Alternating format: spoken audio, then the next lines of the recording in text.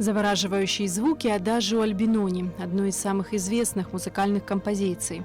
Эту мелодию исполняли ведущие оркестры. Ей посвящены книги и статьи. На ее основе создавались песни. Хосе Каррерас, Лара Фабиан, Демис Русос и многие другие исполняли «Адажио» на лучших музыкальных площадках мира. Сегодня мелодия звучит под сводами Абхазского драмтеатра, как и прежде, очаровывая зрителя своей грустью и заставляя задуматься о вечном. Публика очень теплая. Я вижу, что есть и наша публика, есть и много отдыхающих. Музыка рассчитана на любой жанр, она и популярная, и классическая, и музыка из кинофильмов. Я стараюсь, чтобы не утяжелять сильно классической программой, для того, чтобы наша публика имела возможность вкусить все прелести каждого жанра. Государственный камерный оркестр – это слаженная команда, воплощающая малейшие намеки дирижера. Артисты мастерски управляли инструментами, наполняя музыку эмоциями. Настоящим подарком для слушателей стало выступление юных скрипачей Эмилии Терзиан-Хагба и Гранта Башмета, внука знаменитого музыканта Юрия Башмета.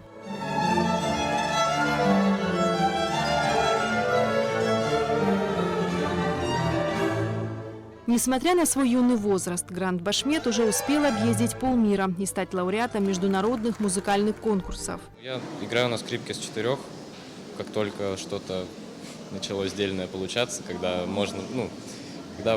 уже можно было меня куда-то выставлять, начал ездить. И на самом деле редко езжу именно по городам, в основном в Москве все происходит.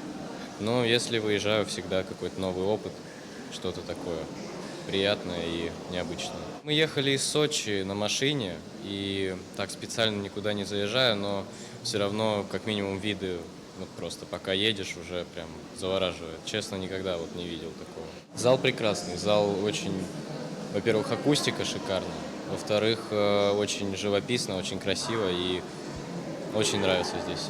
В концерте также приняли участие именитые абхазские вокалисты. Нана Черкези и Алхаз Ферзба вновь продемонстрировали зрителю прекрасную вокальную школу и артистический темперамент.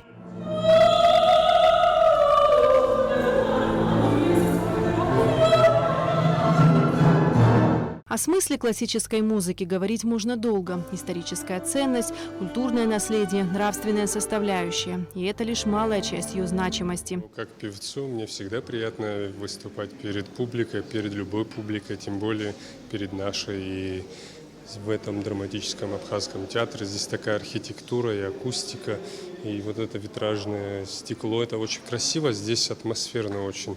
И, во-первых, то, что это классическая музыка, приобщать и нашу публику, и гости наши, которые с России приезжают, они с удовольствием принимали, мы получаем приятную энергетику, соответственно, мы в войне отдаем так, как и они нам тоже дают. Радость и грусть, ностальгия и игра, вложенные музыкантами в каждое произведение, в полной мере прочувствовали и зрители.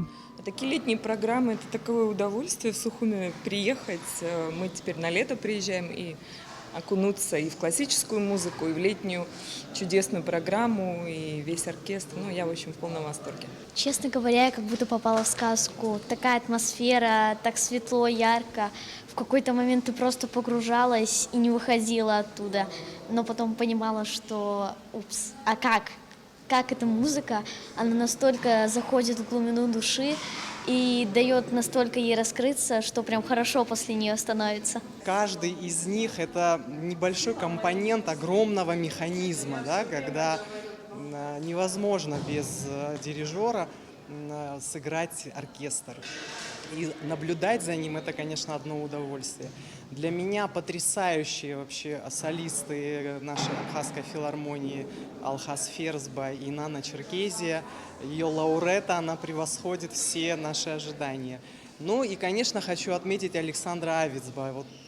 Не знаю, для меня этот человек, который настолько органичен в своей игре, в своей манере. Государственный камерный оркестр Абхазии продолжает летний концертный сезон. Каждую пятницу в Абхазском драмтеатре будут звучать шедевры мировой классики. Эсма Гуландзе, Тимур Гугохи, Абхазское телевидение.